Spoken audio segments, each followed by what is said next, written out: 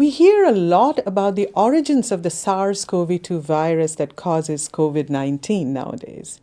Hello and welcome to Science in 5. I'm Vismita Gupta-Smith and this is WHO's Conversations in Science. Today we're talking to Dr. Peter Ben-Embarek about the origins of the virus. Welcome, Peter. Thank you. Peter, why is it important for the public and the scientists to know about the origins of this virus? It's important to understand the origin of the virus for three key reasons. One is if we find the source and if it's still out there, we can prevent future reintroduction of the same virus into the human population. The second reason is that if we understand how this one jumped from a bat origin into humans, we can perhaps prevent similar events in the future, so to prevent future similar pandemics. And the third reason is that if we can find the virus, how it looked like before it jumped to the human population, we could potentially be in a better position to develop more efficient treatments and vaccines for this disease. Peter, you're leading the mission that will be studying the origins of this virus. Tell us about this mission and the people in it. We have put together a team of 10 international experts, and this group will travel to Wuhan in the coming days and spend probably about a month there working in close collaboration with Chinese counterparts. The team includes experts in different fields that are necessary to help us understand the origin of the virus. There will be veterinarians, there will be medical doctors, there will be epidemiologists, there will be virologists who are experts in these viruses.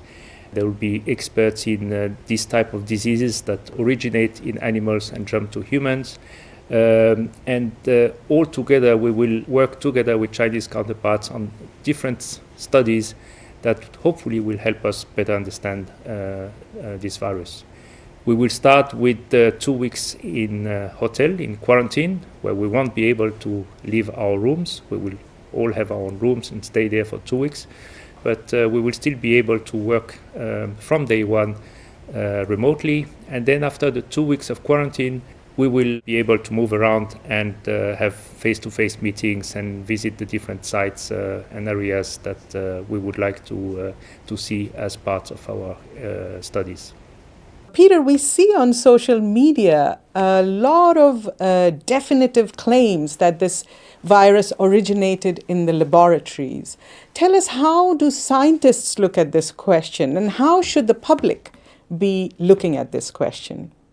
We have now the tools that allows us to look at the genetic makeup of these viruses. And when we look at our virus, the COVID-19 virus, there is nothing in its makeup that would indicate that it has been manufactured. It's clearly a natural virus, and there are many of these around. We have seen several of them in the past, so in itself it's not a surprise. Laboratory accidents happen, unfortunately, once in a while. It has happened many times in the past, and of course, it's even a remote possibility. We have to look at this as a possibility.